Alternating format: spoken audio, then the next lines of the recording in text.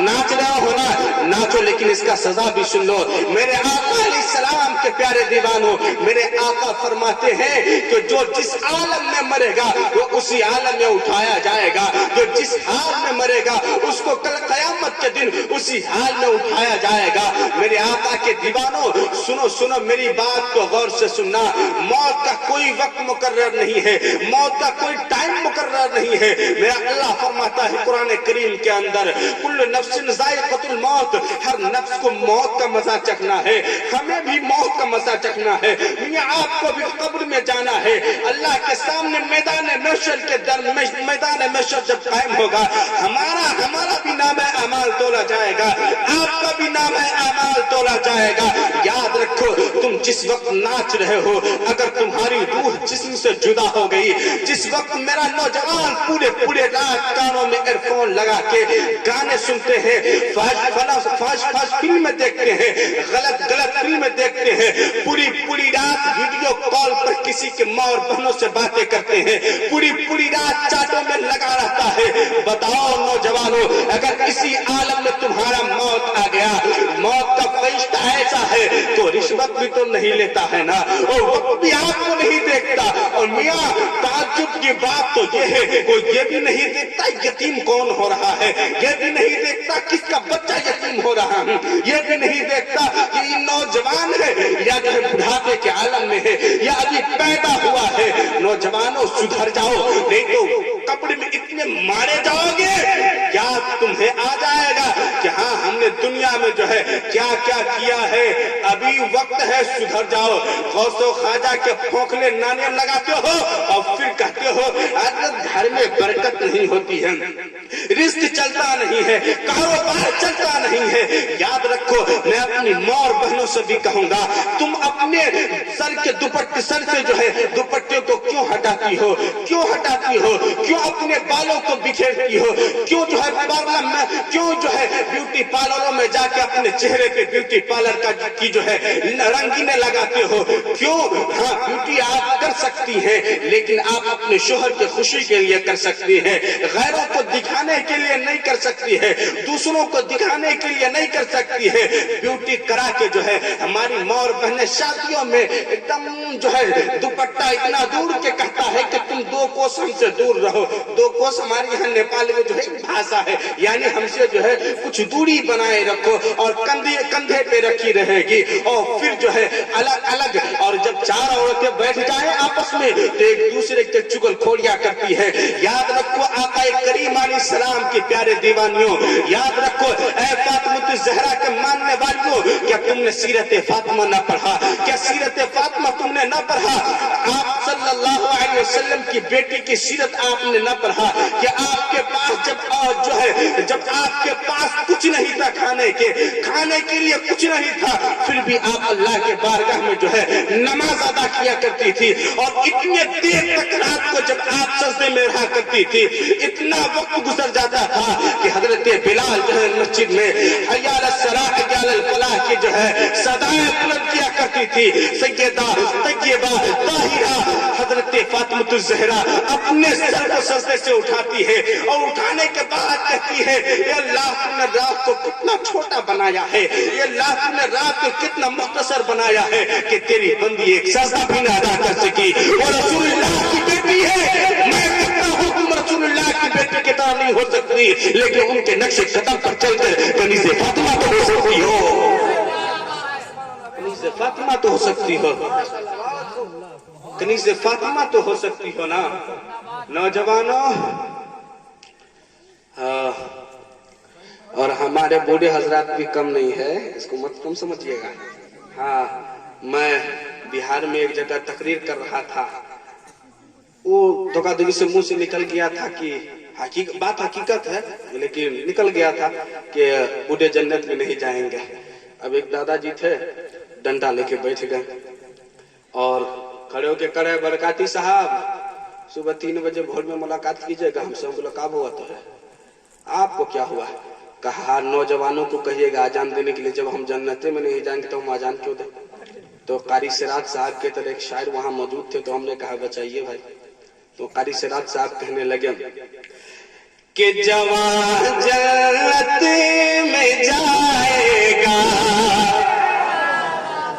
کہ بوڑھا جا نہیں سکتا کہ جوان جنت میں جائے گا کہ بوڑھا جا نہیں سکتا محمد کے غلاموں پر بڑھاپا نہیں سکتا. جب جنت میں جائیں گے ابھی لاٹھی پہ چلیے پھر کھٹیا پہ سوئیے پھر گزر جائیے. جب جنت میں جائیے تو جب جوان ہو کے جائیے. ہاں جوانی کے عالم میں جنت میں ڈالا جائے گا.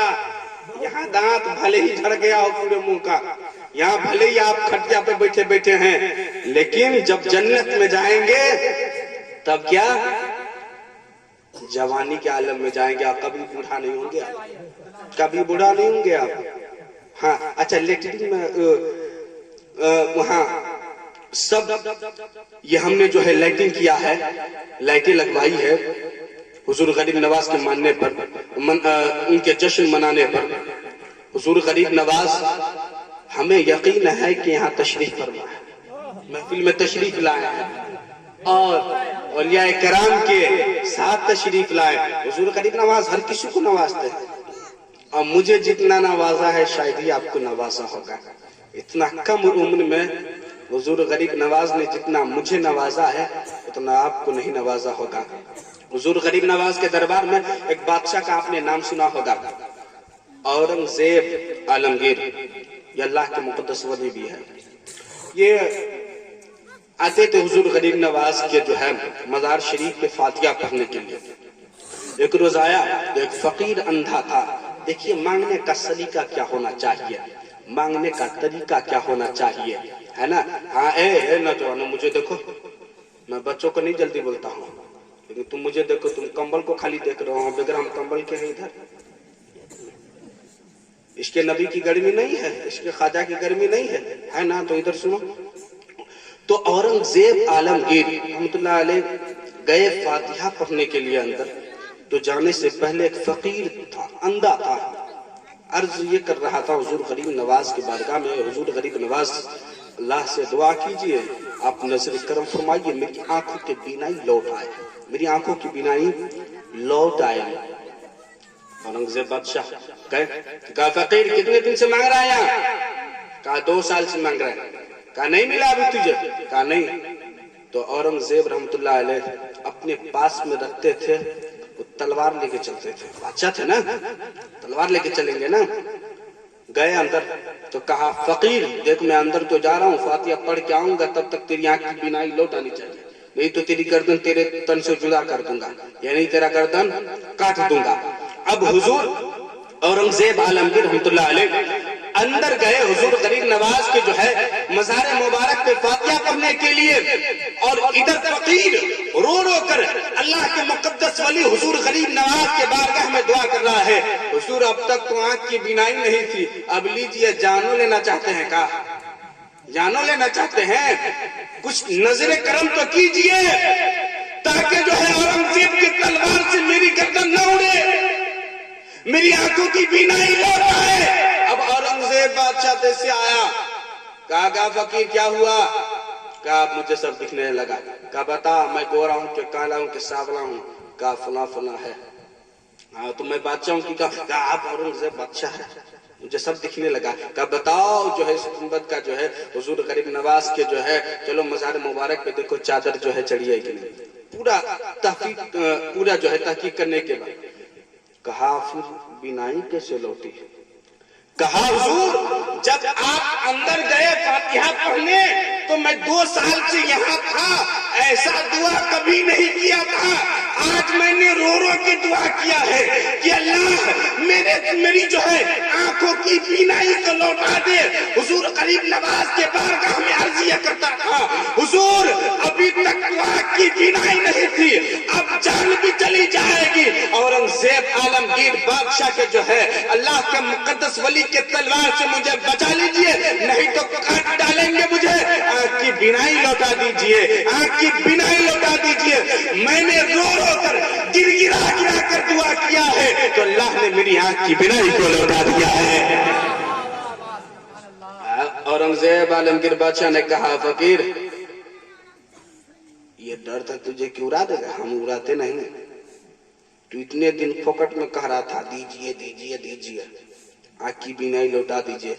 तूने रोया, गिड़गिड़ाया, सिद्क दिल से ख्वाजा के दरबार से मांगा, तो जैसे तू मांगा तेरी आँख की बीनाई लौट आई है।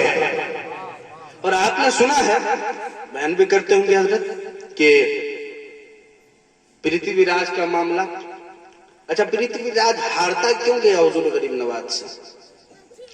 इल्मे नुजूमी के जरिए हुजूर गरीब नवाज को जो है अजमेर आने से पहले पृथ्वीराज की माँ ने जो है इल्मे नुजूमी के जरिए जान लिया था और कहा था, राजा पृथ्वीराज अपने बेटा से कहा था कि बेटा मुसलमान फकीर आएगा उससे पंगा न लेना, नहीं तो तेरा सल्तनत हेला को बर्बाद हो जाएगा और तू भी हेला को बर्बाद हो जाएगा।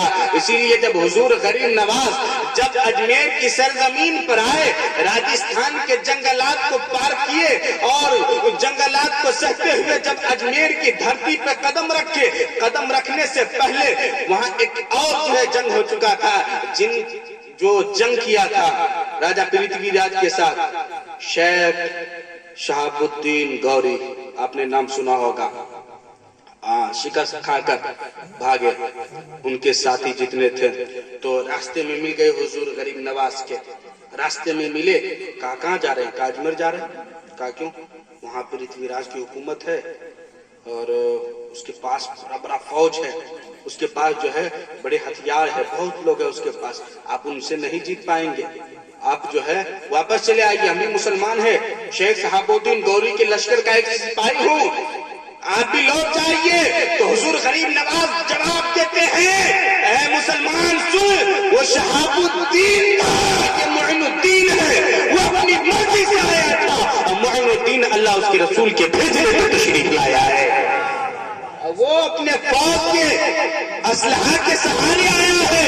मुइनुद्दीन फौज असलहा के सहारे नहीं बल्कि अल्लाह उसके रसूल के सहारे यहाँ आया है। इसलिए हुजूर गरीब नवाज जब हिंदुस्तान के सरजमीन पर तशरीफ लाए और जब आए, दरख्त के छांव में बैठे जब ना, तो राजा पृथ्वीराज के जहां ऊंट बैठता था, जब चरवाहों ने लेके आया ऊँट, कहा उठिए यहाँ से, कहा ठीक है उठते हैं तो बैठा रह जाए तुम्हारा ऊँट, कहा ठीक है अब जाइए यहाँ से। हुजूर गरीब नवाज बैठे, वहां बैठे थे, वहां से उठ गए, ऊँट बैठ गया, सुबह उठाना चाहे उठ के नहीं रहा है। क्यों? क्योंकि हुजूर गरीब नवाज ने उन्हें बसा दिया, बैठा दिया था कि ऊँट बैठता है तो बैठे ही ना जाए। तो कान खोल कर सुन लो, मुसलमानों को हिंदुस्तान से भगाने वालों, हम ख्वाजा के बसाए हैं, ख्वाजा के बैठाए हुए ऊँट को तुम नहीं उठा सकते, तो ख्वाजा के बसाए हुए मुसलमानों को हिंदुस्तान से कैसे भगा पाओगे? हम ख्वाजा के बसाए हैं, हुजूर गरीब नवाज के बसाए हैं, हमें उजाड़ नहीं सकते हो। अब आगे बढ़ूं? अच्छा, हमारे यहाँ हमने खुद देखा है इस चीज को कि लोग उर्दू तालीम पे ख्याल नहीं करते, उर्दू तालीम का ध्यान नहीं देते। यानी अगर किसी का 5 बेटा है और कोई लंगड़ा लूल्हा उसमें है तो उसको कहेंगे हाफिज जी के पास भेज दो, कारी सिरा साहब के पास भेज दो, पढ़ा देंगे वो।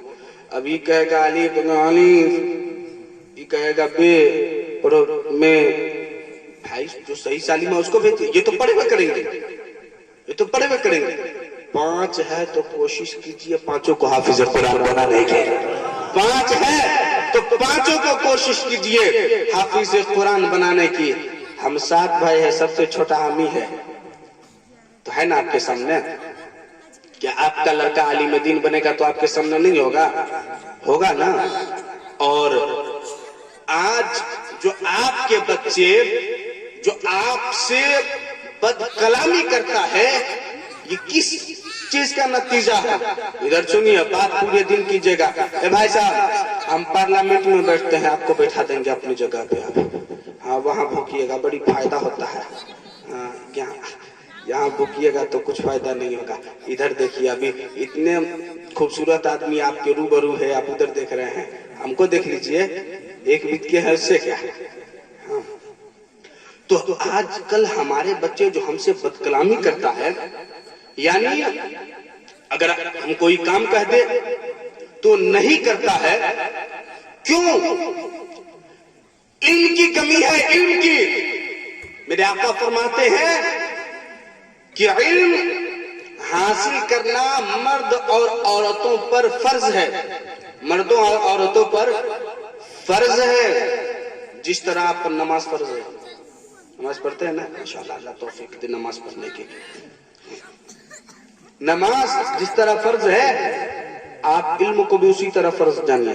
تو ہم اچھا جمعہ 8 دنوں والا مسلمان ہوگا یہاں, ہے کہ نہیں؟ تو جس طرح آپ جمعہ کو 8 دن میں ایک مرتبہ تیار ہو کے ایک دم خوشبو لگا کے آتے ہیں, ہے نا, اپنے گھر میں ایک دم پرفیوم وغیرہ لگا کے آتے ہیں, ایک دم کہ پورا مسجد جو ہے ہم نے خوشبو سے مہکے, کاری سرات سے آپ جو لگائے وہ پھیل, اب جو ان لگائے پھیل, سب آپ کی خوشبو سے گم کے.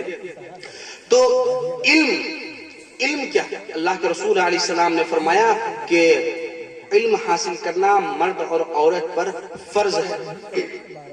علم ہی سے انسان معتبر ہوتا ہے, علم ہی سے انسان اپنے آپ کو پہچانتا ہے, علم ہی سے انسان اپنے ماں باپ کی عزت کرتا ہے, علم ہی سے انسان بڑوں کی عزت کرتا ہے, علم ہی سے انسان صحیح سالم بات کرتا ہے. اگر اس کے پاس علم نہیں ہے, اگر اس کے پاس علم نہیں ہے تو ایسا ہے جیسا چلتا پھرتا لاش گھوم رہا ہو, ایسا ہے وہ, ایسا چلتا پھرتا لاش گھوم رہا ہو. آپ اپنے بیٹے کو انجینئر بنائیے, آپ اپنے بیٹے کو ڈاکٹر بنائیے, آپ اپنے بیٹے کو پروفیسر بنائیے, آپ اپنے بیٹے کو افسر بنائیے, آپ اپنے بیٹے کو ڈی ایس پی بنائیے, آپ اپنے بیٹے کو ایس پی بنائیے, آپ اپنے بیٹے کو جو ہے بڑے عہدے پہ فائز کر دیجئے, آپ اپنے بیٹے کو وکیل بنائیے, آپ اپنے بیٹے کو جج بنائیے, لیکن آپ کے انتقال کے بعد وہ آپ کے قبر پہ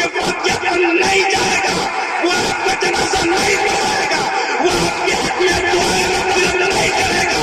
لیکن آپ نے جس کو حافظ قرآن بنا دیا, آپ نے جس کو جو ہے قاری قرآن بنا دیا, آپ کے لیے وہ دنیا میں بھی ایصال ثواب کرتا رہے گا. جب تک قیامت کے دن میدان محشر قائم ہوگا تو چمکتا ہوا تاج آپ کے سر پہ رکھا جائے گا. انجینئر بنانے والا بیٹا کے صدقے میں نہیں ملے گا.